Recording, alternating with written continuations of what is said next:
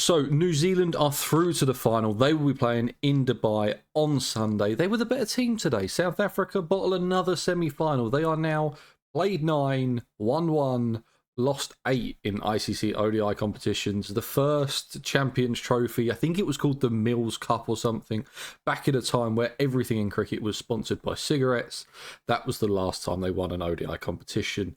They were probably the better team. I'm joined with Sank today. Sank, was David Miller's century the worst you've ever seen? We'll It start was off with just the important stuff. yeah, it was very comical at the end, wasn't it? Why didn't he just go big earlier on? He clearly has the strength to do it. He's got all the shots in the game to go big with, but it's almost like, let me just wait till the end or for the match is over, take the pressure off me, and then go for this 100. There was no pressure on the 100. There was no reason for him to do it apart from just scoring 100, even to the point where they needed like another 50 runs and he ran 2 at the end to get the century. Yeah. It felt very village. Yeah, I wanted to almost like see a big celebration, get to 100, take his helmet off, kiss the ground, fist pumps, everything. That The would old have really topped it off. the David Warner double punch the air, jump in Yep. the air. I would have liked to have seen that too. I thought that would have summed up South African cricket quite nicely. I Yeah, think. it's like that meme where the guy on the medal podium finishes last and he's kissing the medal and throwing champagne all over himself, and then you pan out and he's like Yeah. right bottom. It was the thing is though, it did make me think. It was like we give Virat Kohli so much stick for kind of towards the end of the game, just before he's won the chase of not taking singles so he can get his century, and the umpire not giving wise like they did in the 2023. This is 10 times worse. This is 10 times Yeah, worse of making sure that you take a single at the end, not taking runs because you don't want Ngidi to get out because you want your century. It was my favourite part of the game, and it was interesting for about 65 overs this game, and then all of a sudden it thought, okay, it's all over. Rachi Ravindra scores another ODI century. He's only scored them in India and Pakistan, which is interesting. He's never scored a century, I think, in any format outside of Asia, yeah, which is a bizarre stat. yeah. I know he spent a lot of time in India, um, but just again, he just seems incredible. He paced his innings so well today. And at times, I feel like that New Zealand batting lineup can get stuck a little bit. And I thought that he was so important to them actually scoring a big score. Yeah, his strike rate's always above 100 through the whole innings, which helps quite a lot because it takes the pressure off someone like Kane Williamson because he is not a fast starter. He likes to take his time. And yeah, it's one of those that you just think you're watching the score and you look away for a minute and he's on like 60 off 60 balls without taking any risks, without the commentators ever screaming, going, oh my God, that's a great shot. He's just a very, very good ODI batter. He knows how to pace the innings. And he himself knew that he got out at the wrong time there because he was just starting to let loose and really open up. And then to top it off, he's got a bit of the spin bowling to his armory as well. Got a couple of wickets in there and some catches as well. So yeah, definitely great all round performance from Rachin today. Yeah, it was. I mean, I tweeted it out actually when he got out, and it's one thing if you're going to be super critical of him. Of 4 out of his 5 ODI centuries, he's now got out for about 110, around that 100, mark, with at least 10 overs left in the game. For him to really, his next step needs to be turning that 100 into 160 Mm. and going big at the end. That's what he now needs to do. But incredible 100 today, and really deserved it. Kane Williamson again scores another century. I think he's had a couple of failures in the first 2 games. Scored 80 odd versus India. 100 today. Is he peaking at the right time? Yeah, definitely. And he's already used to that Dubai pitch where the final will be. So he'll be the key wicket. I know Rachin's in great form, but I think Kane Williamson is the key for New Zealand because everyone seems to bat around him. He's very, very good at, rotating the strike, which is important in ODIs. he's good at finding those boundaries. The shots he hit against India, where he just stepped to the leg side and just lofted it over cover. That's a proper cricket shot. There's no slogging to it, so he will pick you apart by playing proper cricket.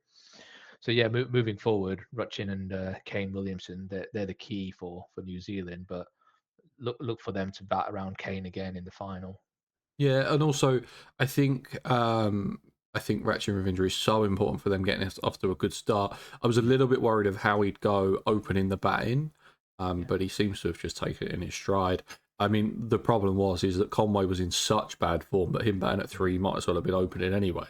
yeah, Um, and I think that was something that they lacked against India in the group game, was because he got out early. You then had Daryl Mitchell and Kane Williamson, and Kane Williamson is fine just to play his natural game. The problem is Daryl Mitchell sometimes takes just far too long to get going. mm, Of that, he can play the big shots, but when he's got a lot of time to bat, he'll use the time to bat, and I think that's what got them a little bit stuck against India in the group game. And hopefully, for New Zealand's sake, they can have either Ratchin go big or Daryl Mitchell can find that big hit a little bit earlier, like he did today, 49 off 37 that he scored. And those two little cameos from him and Glenn Phillips, who scored 49 off 27, just gets them up to a really good score. I mean, I thought they were looking at 320, which almost probably looks a little bit under par. We've already seen 350 chased down on this pitch. Okay, it's not as flat as it was in the England game, but getting up to that 360 puts so much pressure on South Africa. yeah. It killed the game straight away. It was just you knew it was going to take a really really special 150, 160 from one player to even get close to that. And what I found interesting was what Babu said at the toss. He said we would have liked to bat first because scoreboard pressure is a big thing in these games. Like, why would you say that once you've lost the toss? Every other captain in that situation would just say, "Yeah, we would have liked to bat first, but we can't change that now, and we're going to go out Mm. and do our best with the bowling effort and really try and restrict New Zealand here." That's like the standard line.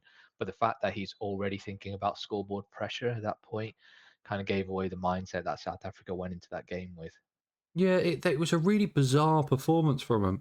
I don't know if they were just like a little bit undercooked of not I mean, the Afghanistan game they walked, the England game they walked. They obviously had one game against Australia rained off, and they just didn't seem right. I mean, I was talking up Marco Jansen as one of the best all rounders in the world the other day, and it looked like he could. It was a club bowler. It just didn't look like he could pitch it anywhere that he needed to. He goes for 0 for 79 or whatever he did from his 10. It was looking even worse than that at one point. I think he finished with a couple of good overs. Rabada goes for sevens. Ngidi goes for sevens. Mulder goes for eights. And what is usually such a dominant fast bowling lineup struggled today. Really struggled.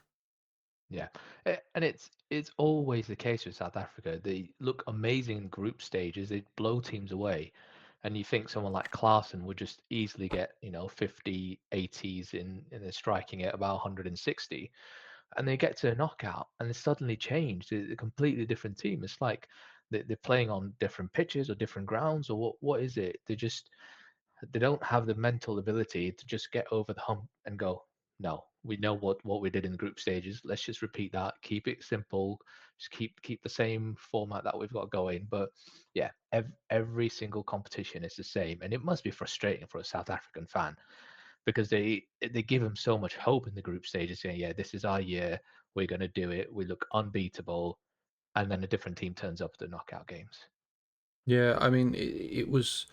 I think they were almost favoured by them having Afghanistan in that semi-final of the T20 World Cup.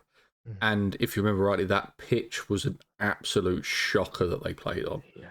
And it was just a shootout of who can survive on that pitch. Hmm. And South Africa just had the batting to get it done. Yeah. It should have never been played on in a professional game, let alone a semi-final of a World Cup. So they were probably a little bit lucky. But as you said, they get to the knockout stages. I mean, they've looked like a great team. Their team on paper Yeah. is the second best team in this competition. I mean, that middle order is a joke.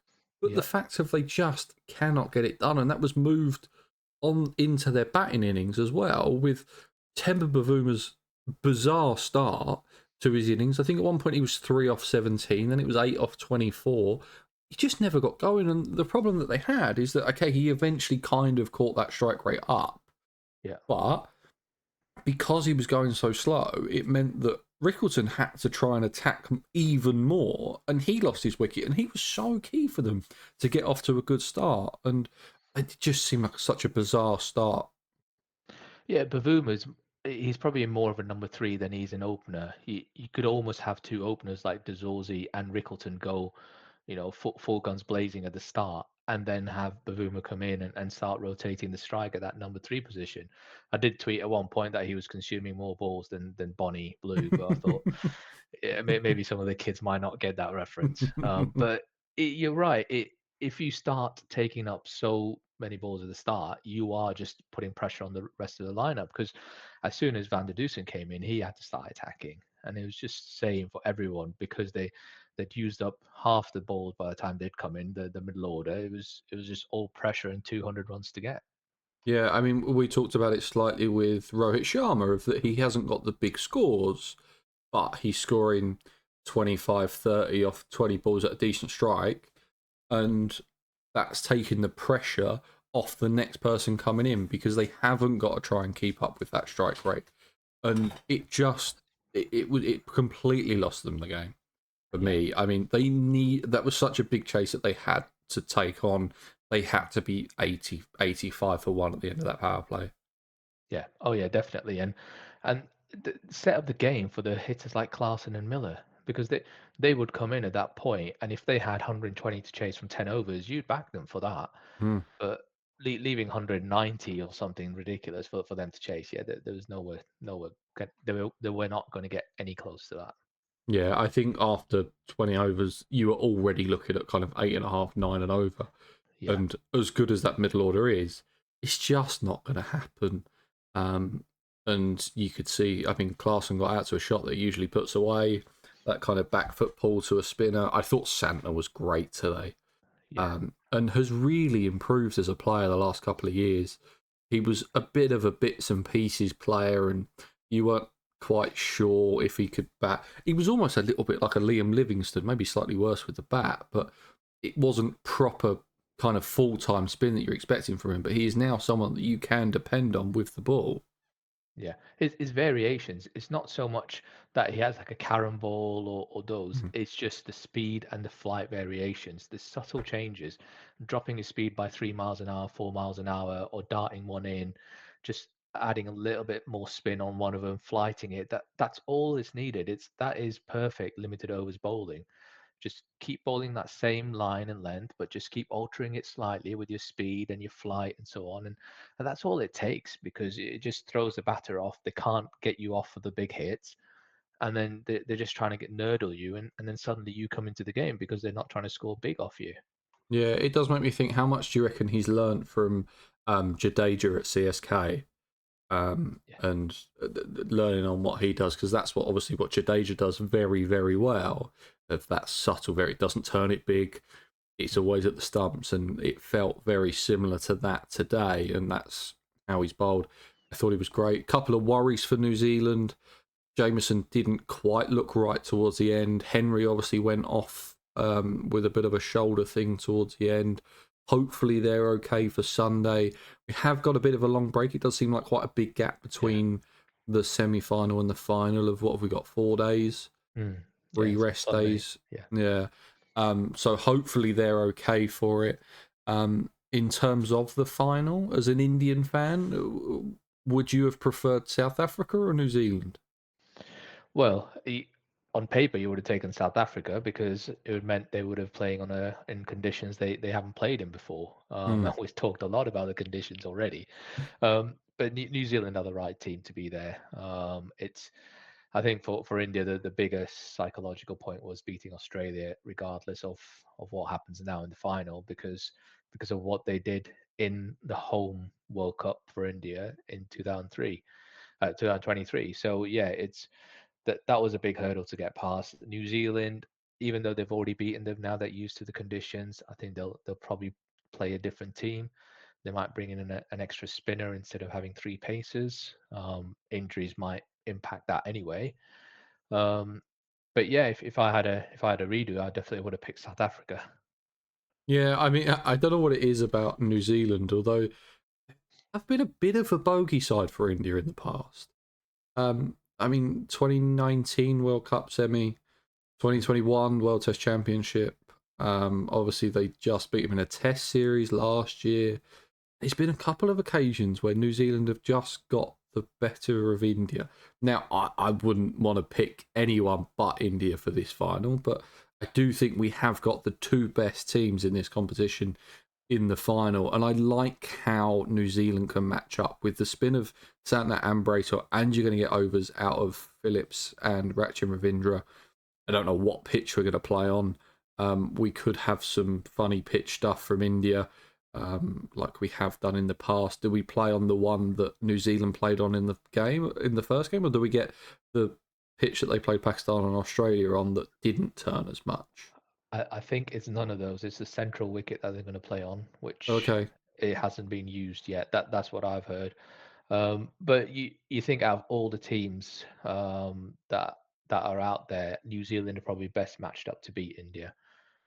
They've got the right lineup in terms of the batting and bowling wise. You know, Matt Henry when he's in full flow, he got 5 wickets last time against India. Mm. So yeah, he's definitely the biggest threat for them. So yeah, on paper, New Zealand versus India is the two best teams.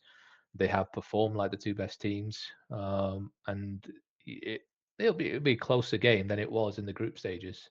Yeah, I think it will. I mean, there's just that pressure of a final. Whoever bats first, you can stick 30 on the total because there's more pressure with runs on the board. I think it will be a really, really interesting final. I think it's big for India to win. I think that there's a lot more pressure on India than there is on New Zealand.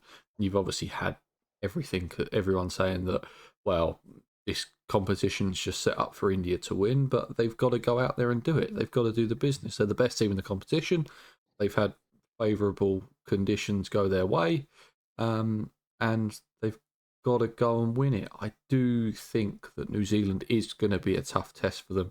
And just something about it's like that New Zealand mentality of not really worrying too much of what happens. That they're not going to be overly phased by a crowd of blue in the stadium and everyone chanting whoever's name is involved in the cricket at that time. I think they'll be able to get over that. And there's a lot of players that have been there in big games, not necessarily got over the line in them, but they've all been in big games at this point, whether it's semi-finals, whether it's finals, whether it's big test matches, whether it's whatever it is, they have got players that have been there.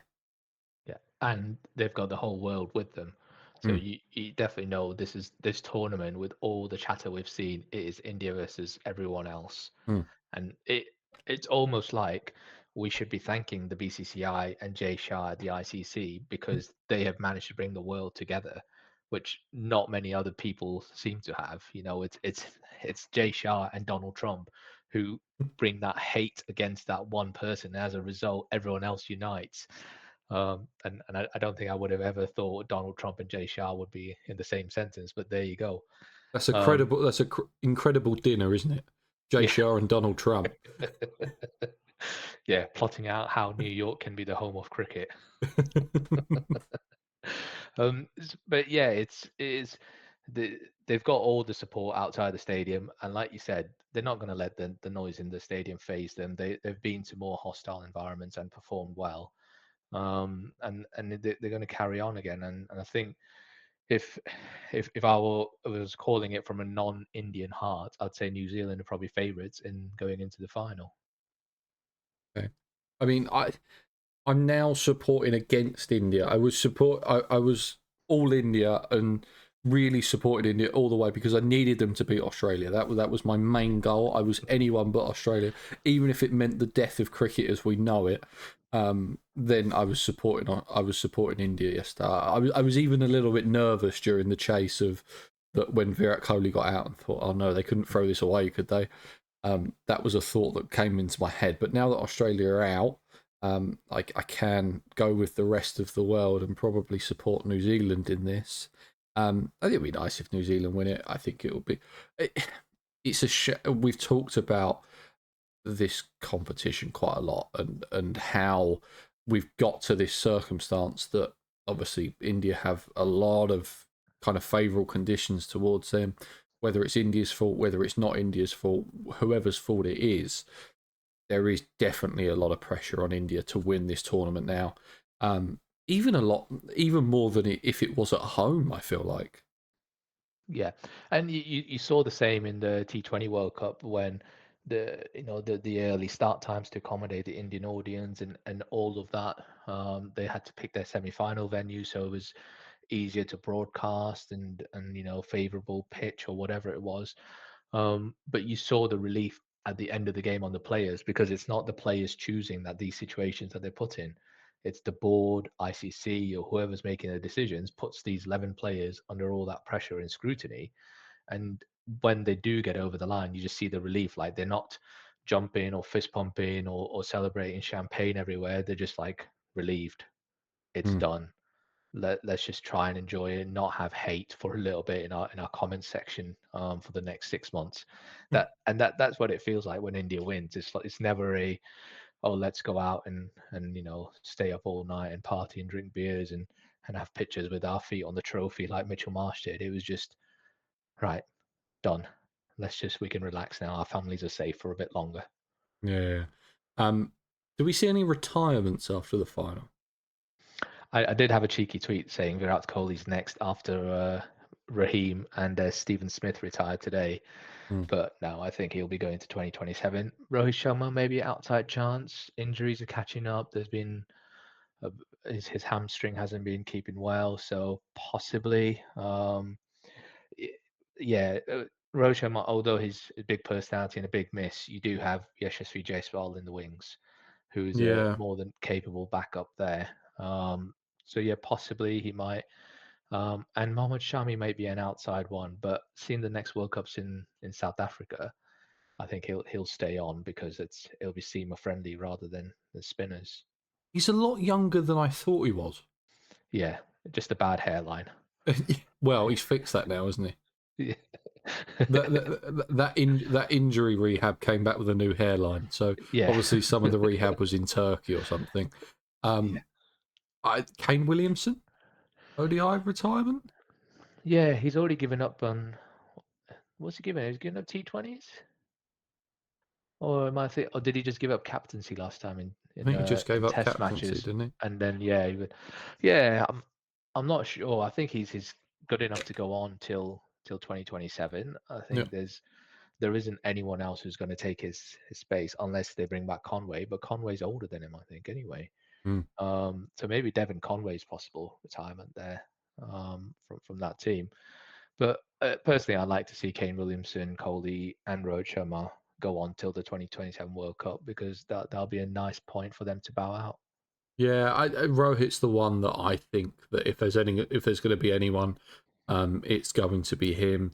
I can't work out because there's obviously the thing with Indian cricketers, especially the big names, is that they know that they've got a pretty comfortable lifestyle of just playing the IPL. A little bit like, I mean, Dhoni's probably gone on for 3 years longer than he should have done because he keeps getting paid. So why would you not?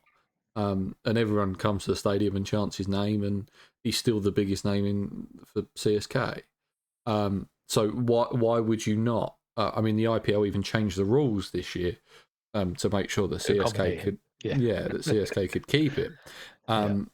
So there always feels like that option of if the grind gets a little bit too much because India play a lot of cricket. There Mm. is a lot of cricket around the world that India play. Now they don't have that added of playing all the other franchise competitions, but for 2 months of the year, the IPL is massive. So that is also a lot of pressure, and the pressure doesn't really stop in Indian cricket because it is the biggest thing all round. So that's the thing that would interest me. I just cannot work out if he is going to call it a day in ODIs. You'd think that the tests would follow pretty quickly, And with Yeah. them not being in the World Test Championship final, which would look like an obvious, is he going to do it in England? I can't imagine that he would. It would feel like a weird place to do it. Of not doing it in a But then home if he has series. a bad England series, he gets out for under 10, which is likely being looking in his test form. What would you do? Do you pick him for the next home test series, or say, yeah, just have one test because he's not a test great for India that he would command that type of authority. Whereas Kohli might, if he has a bad England series, they might just go to him. Yeah, just we'll give you one more series. You call your retirement and move on. So personally, I don't think Rohit Sharma should be coming to England anyway. I think you've got Yashasvi Jaiswal and KL Rahul who are more than competent openers, Mm. and they'll do the job. I think Rohit Sharma should have called it a day after the Australia series. He looked really out of touch, and the fact that there's no home games now up until October just made sense for him to bow out then. But yeah, I don't see him lasting the end of the year in all formats. I think he'll be done, and from next year onwards, it will be IPL only, and possibly not for Mumbai Indians because there's a lot of rumors going around that he's going to be traded because Hardik Pandya's in charge there, and they've got all the key icon players already. Yeah, I mean, that Mumbai Indians, um, the two not giving the captaincy felt strange at the Mm. time. But yeah, I could see him. I could see him going because I think the problem that you have is that India's white ball side is so good, and that England series and the Champions Trophy came about at probably a really good time for India cricket because they just come off a bad loss to Australia. Okay, you lost 3-1 to a team that pretty much always wins at home, but they'd had so much success in Australia before that they expected to be a lot better. And you had Gautam Gambhir come out and give all of these new rules that they have to follow and different things like that. Of that, India cricket in test matches isn't directly correlated with India cricket in the white ball because they are by far the best white ball team. They're probably not the best test match team. Yeah, Um, well, and they got hammered by New Zealand at home, 3-0 mm, whitewash, yeah. which, never ever happens that they lose at home. Hasn't happened in 12 years. And last time was against England when Mm. Alistair Cook went over and but even there they'd won a test match. So yeah, getting whitewashed at home was the ultimate low. In Australia, it was a toss of a coin whether they would have retained the Border Gavaskar Trophy or would have got hammered again by Australia. Australia, a very, very strong team at home.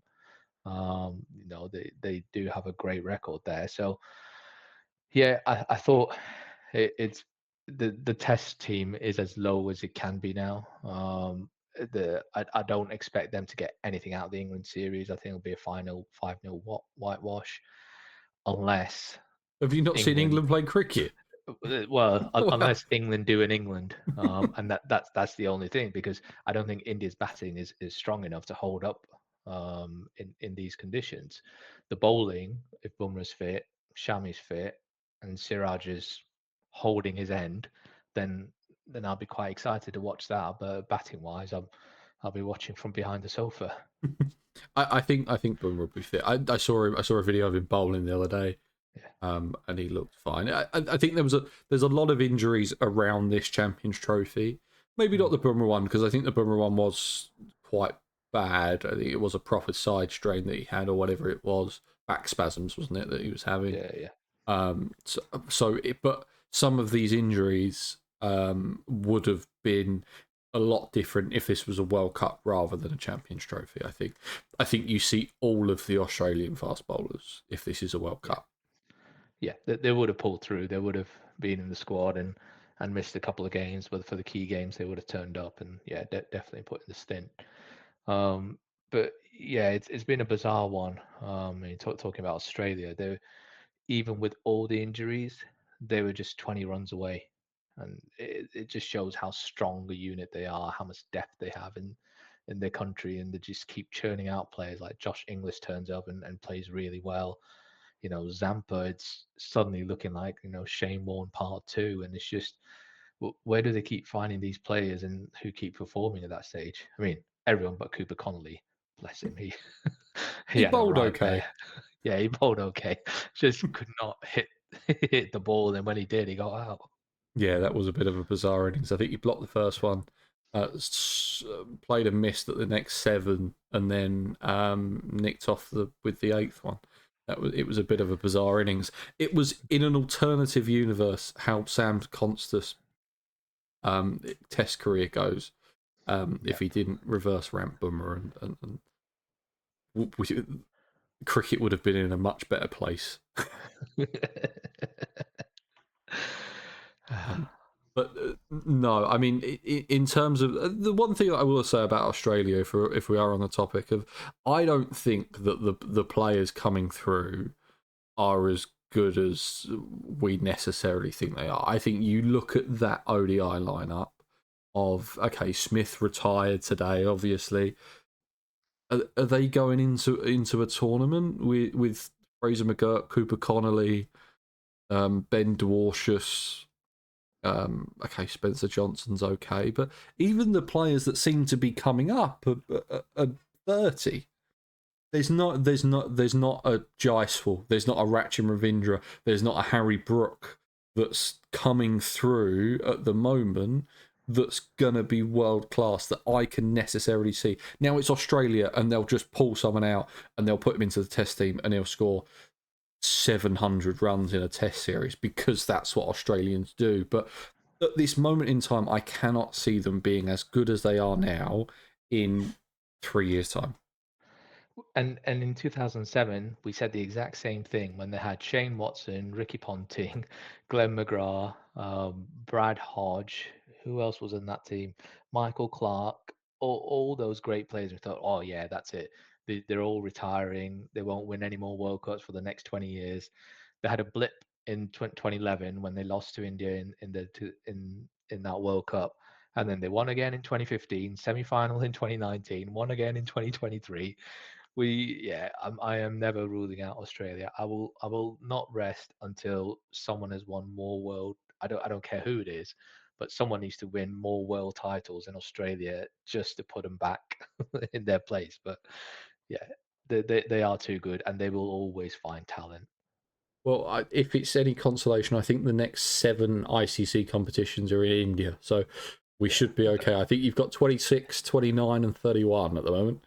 Right. So at least hopefully 3 India might win. Yeah, might just need to alter some pitches and make sure that Virat Kohli can carry on till 2031. It'll only be. I think it would probably be the same age as Jimmy Anderson by that time. Yeah. So you might be okay. Sank, final prediction: Sunday, India versus New Zealand. Who wins Heart it? wants India, head is saying New Zealand, and that might just be my nerves kicking in. But yeah, if I had to choose, I'd probably just say India. Yeah, it's hard to look past them. I'm going to go with the rest of the world and say New Zealand. I picked them. I've pretty, without blowing my own trumpet slightly, from my preview, with the exception of the rained off games that Australia had, I've got every game right so far. Good. Yeah. But I did have Afghanistan going through the group. Right. But And they would have if it wasn't for the rain. Yeah. Australia obviously saved by rain again. Old Trafford Yeah. Part 2. And they obviously Afghanistan were cheated out of a semi-final appearance where they would have lost even worse to India. So I'm pretty happy with my predictions. I predicted originally that New Zealand would beat India in the final, so I'm gonna keep with that prediction. But we will be back on Sunday for the final. To see whether it's Mitch Santner or Rohit Sharma lifting that trophy in Dubai. Remember to follow, subscribe, like, leave a rating, leave a review, whatever it is on whatever podcast platform you are watching or listening. Go check out Sank as well. All of his links will be down in the show notes and the description of the YouTube video. And I'll see you guys on Sunday.